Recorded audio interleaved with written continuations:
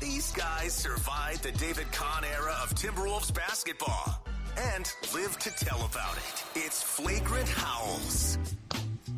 Welcome in to a Feedback Friday edition of everybody's favorite Timberwolves lifestyle podcast, Flagrant Howls. If you missed the Jim Peterson episode yesterday, you can find it, Flagrant Howls, podcast feeds, Score North YouTube channel. Nice. Yeah, Jim Pete is going to be a recurring guest for the rest of the season on Flagrant Howls. Boys. Nice. Very nice. So we're pumped to have him. Yeah, we got Judd, the OG Wolves guy, with us here. Dex, our executive producer. And we'll get to some of your feedback questions from the week, presented by Modest Brewing. So, hey, the Wolves are back in town.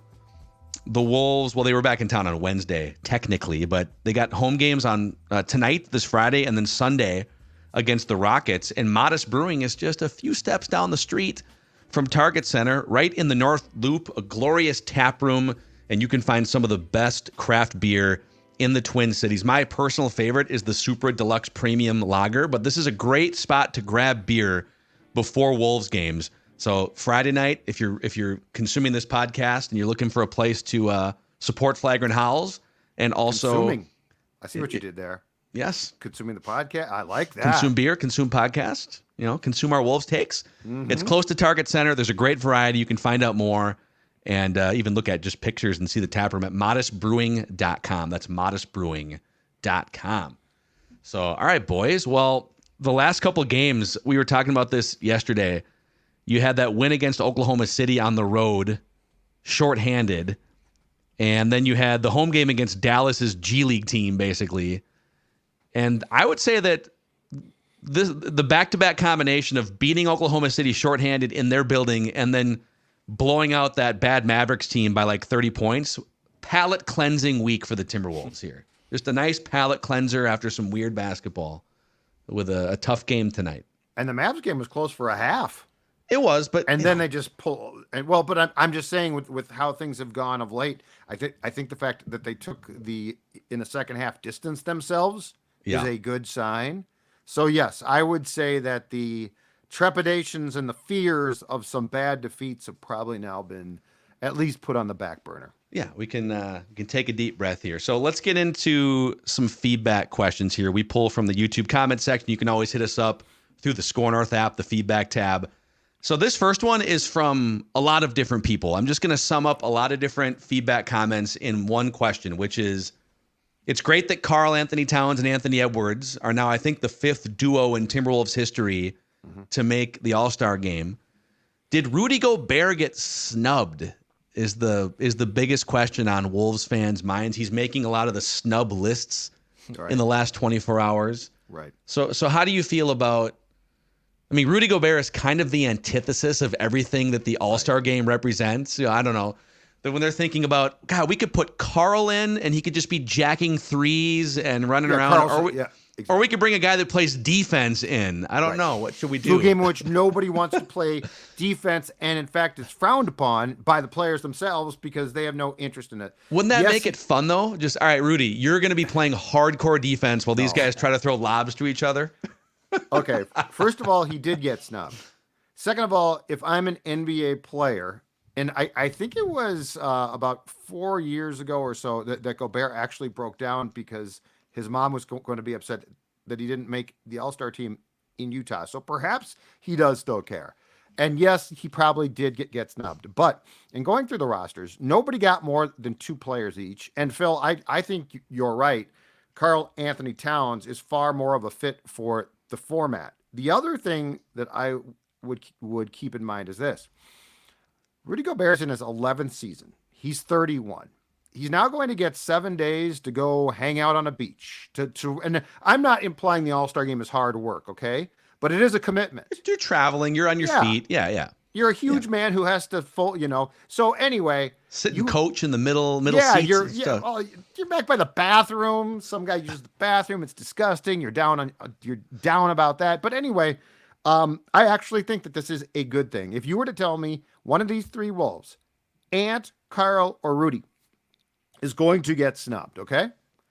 I am going to say Gobert. Again, 31, which is not ancient, not young in sports, but more importantly, 11 seasons, wear and tear. He's played a ton this year. all of those things, he can go enjoy the sun. He can go enjoy the beach. He can go enjoy whatever he wants. And at the end of the day, it's my personal opinion that just like with football, Pro Bowl, I don't care about. All Pro, I do care about. If Gobert is elected All NBA at the end of the season, that's far more of a recognition than this. So I actually, if I'm a Wolves fan, I love this. I think it's great. And if Gobert comes back more pissed off, even better. Yeah, look, the NBA is loaded with all-stars, and he when he played internationally, going into his first season with the Wolves, he obviously looked like a little gassed. And look, the Wolves are having a great year. They're the number one team in the West for the majority of the season. They get to send a couple players. I understand fans get nitpicky because Gobert's had a hell of a season, but I mean, they're sending two guys that are deserving to go, and it's also the All-Star game is just kind of an offensive showcase of who can score 200 points, basically. So does he really fit into that game even? So I'm good with it. I would on the Cat front, because I have seen some Cat slander, and there's been some, I think, like Sabonis got snubbed, right? I don't know the full list in front of me. The Kings all got snubbed. The Kings because Fox got snubbed too. No one from the Kings is going this season. So, and I get it, but there's also only 12 spots in both conferences. There's always going to be dudes that are dropping 30 points. Like, there's more 30-point scorers now in the NBA than we've seen ever. But if you look at Cat, I mean, he's been everything for the most part that we have wanted going into like last season when they made the trade. What's Cat's role in all these things? He is second in the NBA in defensive win shares. Defensive win shares. I did not misspeak. Behind only Rudy Gobert, which is incredible. He's seventh among all players of any height in three-point make percentage, 44% from three-point range this year, which is the highest of his career. And he's shooting 52% from the field, 44% from three, as I mentioned, and 87% from the free throw line. Really, like, it's him, Kevin Durant, and maybe a couple other players that are shooting at those levels, like, 50+% here, 42, 43% or more from three, and then 85 or more percent from the free throw line. So this is one of the best seasons, maybe the best season in terms of just like overall player and fitting into a winning culture that he's ever been involved in. And for all the times that he got snubbed, putting up even bigger numbers in some cases early in his career because the Wolves weren't good enough, I like him getting the nod here because he's on a winning team. He's helping to drive the winning. Now on the Gobert front, he leads the NBA in defensive win shares. He's second in rebounds, and he's fifth in blocks. He's also second in dunks, by the way, which does fit into the NBA All-Star game culture. So what they're saying here is, all right, the guy that is the absolute best defensive player in the NBA, and a guy that can like throw down an alley-oop dunk and get the crowd to its feet. There's no place there's no place for that in this All-Star game. We're only really looking at offensive performance and offensive statistics, which is Cat gets in, I think, based on both. His performance on both sides has been great. But this is an emphatic message from the NBA, the coaches, the fans, everyone who has a stake in starters and reserves, saying that, the guy that is the best at these defensive things, go take an 8-day vacation. You're not welcome here. And the reserves is actually all coaches because the starters are media and fans. And also, here's the other thing. If I'm going, so Ant is going. Like he was, I don't think that there was a debate there. So if I'm the Wolves and I'm saying, okay, Cat goes, Gobert doesn't go. The other thing is, I think for Cat, it's great because of Cat's personality. Like if Cat didn't go, he'd be like, well, of course I didn't go. And he deserves to go. But like Gobert might actually get pissed off. I don't know if Cat. It's a little validation, pump him up. And Cat likes to be, Cat is a martyr, so he's going to come back now and be like, "Yeah, I was an all-star. That's awesome." Gobert might actually get pissed off. So I don't see a downside. And did you really think you were going to get three? Did you really think that you were going to be the one team to get three guys? I don't know about that. Not yet, at least. Maybe if they win a championship. How many times have you guys seen? How many times has a team gotten three All-Stars? Let's see. How many team with? I didn't look that up this morning. All-Stars. I was just the Warriors probably, right? the 18 Warriors. Here, most players from the same team in an All-Star game. Let's see here. 9 times a team has been rewarded with 4 players, and then there's been a few with 3.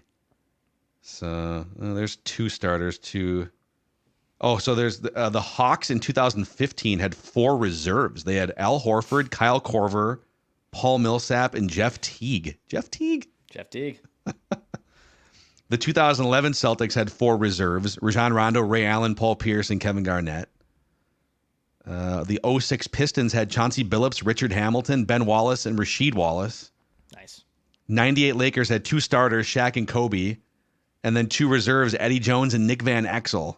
Wow. Oh, Nick Van Exel, Cincinnati. I love that guy, Nick the Quick. Wasn't Nick also, he would stand like 5 feet behind the free throw line when he shot his free throws? Yeah, I think you're right. Because it was like a better distance for him. Van Exel I loved him. Weird. And then you got to go back to 1983. Julius Erving, Moses Malone, and Maurice Cheeks as starters for the Sixers, and then Andrew Toney off the bench. Oh, Andrew Toney. Yeah. So there's been a bunch with 4, I guess, is the moral of the story. And then the 18 Warriors had Steph Curry, Kevin Durant as starters, and then Draymond Green and Klay Thompson as reserves. Yeah. And the same thing the year before that, it was the same exact deal for them.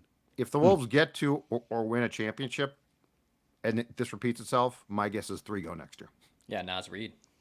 Dude, Naz Reid. Maybe Nickeil Alexander-Walker sneaks in there. Hey, you know what? To his credit, he's played great of late. That's great. Actually, this next question is, it's kind of like, how do they keep the band together here? So this is a good question from, I think it's pronounced Peter McFleeter. Peter McFleeter. We'll go with that. Okay. He says, I love the in-depth salary discussions on Purple Daily with the Vikings. It helps us fans actually assess the true state of the organization. I'm wondering if you guys could do something similar for the Timberwolves on Flagrant Howls. Rightfully so, most discussions around the Timberwolves have been how awesome they are this year, but in the likely event that they don't win a championship this year, could you talk through which salaries are ending and some moves that they could make after the season? So, man, I feel like this is like a whole episode that we'll devote, maybe multiple episodes, but the biggest difference between, because I think there are a lot of people that are jumping on the Wolves bandwagon. Maybe you've discovered Flagrant Howls because the Wolves are good, like really good for the first time in a while. So the biggest difference between the NBA cap and the NFL cap, the NFL cap is like a ceiling, essentially. So you can't go past the 230 minutes.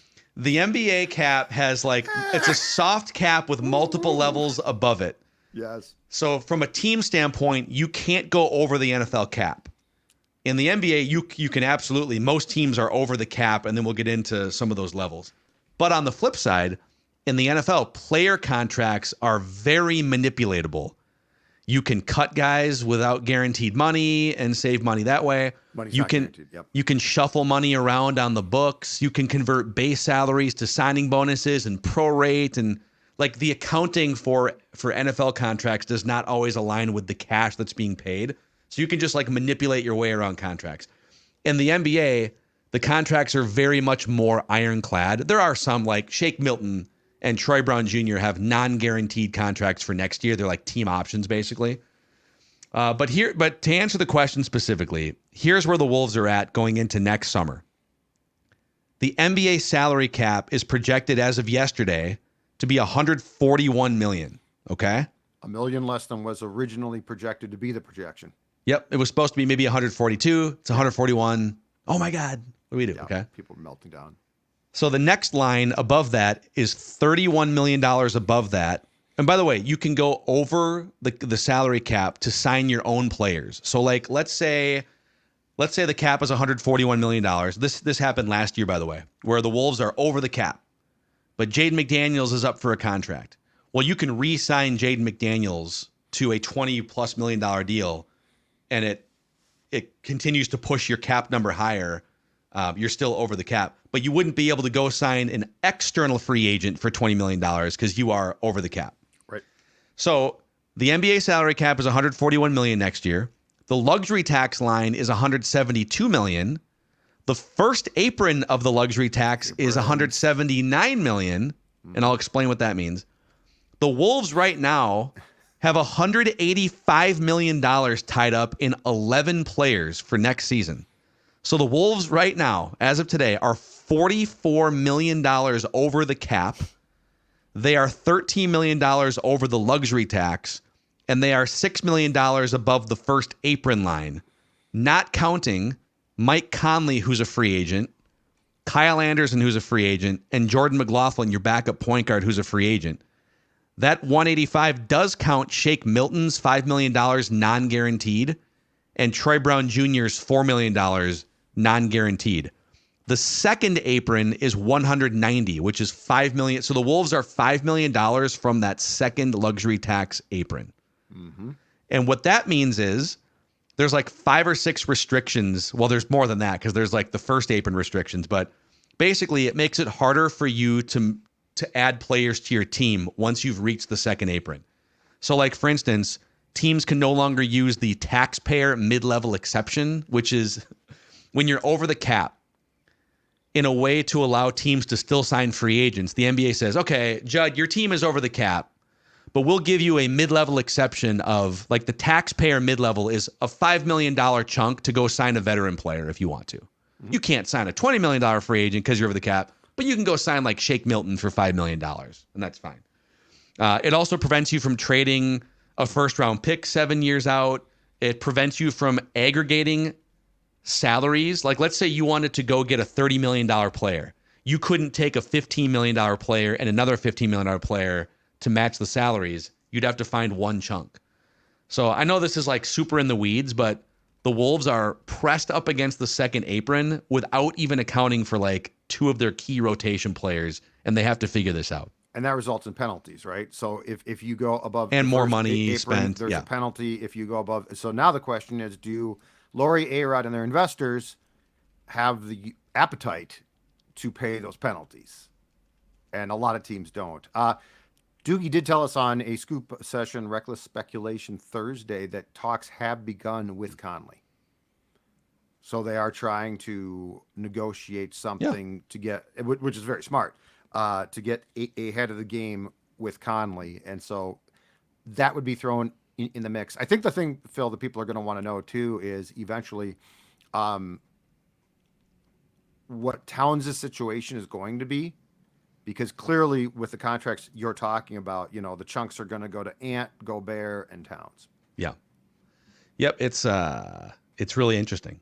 So that's part of the reason why too, like, here's the next question, by the way, Feedback Friday. Ron Detman says the Wolves should try to get Dennis Schroeder from Toronto instead of Tyus Jones. He's not as good as Mike Conley, but he doesn't have to be. Whereas Tyus is actually, he thinks, better than Conley. I would disagree with that, but I haven't looked at the contracts, but I think this would be a better solution. So here's the thing. So Schroeder is one of a million players that could maybe get moved at the trade deadline. And he's a good player. Like, I think he'd be a good backup point guard on a team that aspires to go deep in the playoffs. Sure. But Schroeder has another year left on his contract next year. He's like $13.5 million this year, and then it's like another $13.5 million next year. So I think what the Wolves are trying to do is not put money on next year's books because they're $6 million under the second luxury tax apron. If they trade for Dennis Schroeder, it puts them way above the second apron line, not accounting for Mike Conley and any other players that you might look to add. Yeah. And so there's 2 things here. One is this is why what Tim Conley does at the deadline is going to be so intriguing, because there is an immediate urgency to win. Like, if they've decided internally, we can't keep all of these guys. Yeah. That makes the window to win now a little bit more imperative. The other thing is when people roll their eyes about TV contracts and your arena, this is a big part of why. Like Golden State, they went from that, barn in Oakland, right? Downtown San Francisco, ticket prices go way up, gorgeous new facility, but you also generate way more. Yeah. Like, so this is why when fans are like, why would you build them, screw them, let them do their own thing. Championships can depend on the ability to build teams out through your revenue sources, and the arena one is a big one. And if you start to look at, okay, which players under contract next year could you maybe move off of to to get some relief in that regard, and or move them out and maybe take back a little bit less in return. It's a tough list, man. I mean, a year ago, the Karl Anthony Towns thing was an easy trade, right? It was, I mean, even in the offseason, it was like, well, those guys, Cat and Rudy on the floor together were net rating per 100 possessions was negative like 5 points or something. It doesn't work. So, of course, you're going to trade Karl. Well, when those guys are on the court together this year, they're plus 11 points per 100 possessions. It works really well having those guys on the court together. So I don't like, no longer is it, oh, you're trading Cat, right? They've done a great job just making this work, and Cat has adapted. And so Cat is $49 million, Gobert is $43 million, Anthony Edwards is $35 million, Jaden McDaniels is 22.5 starting next year, and he's going to have to step up his game in some areas. Like I'm going to need a little bit more scoring and rebounding to be a $22.5 million player, but I'm not looking to trade him, because he's part of the soul of your number one defense. Naz Reid, 13.9 is a huge discount right now, I feel like. I mean, that would be a steal for any other team to plug him in as a 35-minute starter. And Nickeil Alexander-Walker makes 4.3, so beyond that, I mean, you could probably move, and you would look to move maybe Wendell Moore's $2.5 million to get some breathing room. Sure. Leonard Miller at $1.8 million as a rotation player could be a really nice value piece. But yeah, they're in an interesting spot for sure. And it's a good place because they're really good. Like, this is working. It's not like they have, it's not like the Vikings where like they've got all these big cap hits and these dead money charges and they're a 7-win team trying to figure it out. So Justin S. says, the fact that Kevin Garnett isn't involved in the organization is an absolute crime. I think we agree with that. I'm going to turn this into a question. How would you guys like to see KG involved with this organization once the ownership officially changes hands? So the big piece that our guy Wendy from ESPN did dropped in just a nugget that one of the things that the Wolves' new ownership group would like to do upon purchasing the majority control of the team is get Garnett like in-house, like give him a job or something, which I think sounds answering phones. Target Center. This is Kevin. Hey, listen, MF. Hey, listen, MF. I don't care what you're talking about. Shut up. But anyway, I mean, at the very least, he needs to have his jersey retired ASAP. But I think it'd be great if he was associated with the Wolves, a little bit like Mike Modano is now associated with the Wild, which is he's got a title. He's not like he gets to live his life. He's not making decisions. He's just in his office playing with like hockey figurines. Yeah, he's playing with his bobbleheads. But he might actually be playing bubble hockey a lot of the time. Mikey? You know what I think Mikey is? I think Mikey's big on his kids now. He's playing with he's got the kids. They got a bunch of kids. But anyway, yeah, I think it'd be great. I think it would be great to have KG like courtside a lot, here a lot. It'd be awesome. Yeah. It would be great. In franchise history. It'd be super fun. Yeah, I mean, that jersey retirement too, that has to happen. Just getting him back in the organization, man, it's awesome. He built that franchise. He won, him and Flip helped build this entire dang thing. And the fact he's been out, and I love the whole clip he had a couple weeks ago where he said, "Oh, weird, you get new ownership group. Look what happens." Ha ha ha ha. Yeah. Like an evil, menacing laugh. They got to get him back. He hates Glenn. It is a weird, but I'm guessing Glenn's still going to go to games. This is my question. KG is going to go, and when KG has showed up, he usually sits like under the hoop on the baseline. Yeah. And so is he going to be sitting there, and Glenn's going to be, and they're going to have to wait for one to walk into the VIP tunnel before the other? Like, they're still going to have to coexist probably in the same arena on game nights.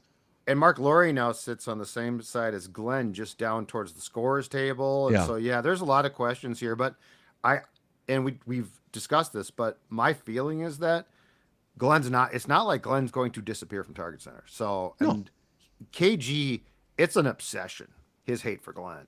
I know. Like, it's not a little thing. He's obsessed with Well, he does this. This is a pattern in his, maybe we could hook him up with like the team therapist or something. Because doesn't he have this same thing with Ray Allen too? Yeah. Where like him and Paul Pierce have Ray essentially, Allen left him. They don't even look at him because he went to the Heat. Yes. Mm-hmm. So KG holds on to a lot of old beefs, it feels like. KG, let's take a deep breath, man. Come back to Target Center. I think KG and Randy Moss might have a lot of greatness and also long memories, same type of thing. It's part of what makes you that great, probably, by being able to hate the Jordan people. Thing, right? Yeah. It's like Jordan. Remember hey, Michael, things what's up? and What'd you mean by that? And I took that personally. Yeah, I'm gonna kick your ass tomorrow. Well, the George Karl thing was great. He like didn't talk to Michael to bother him during dinner when he walked by Jordan, and so like Jordan saw George Karl not say hi, so he got pissed off about that. It's hilarious, man.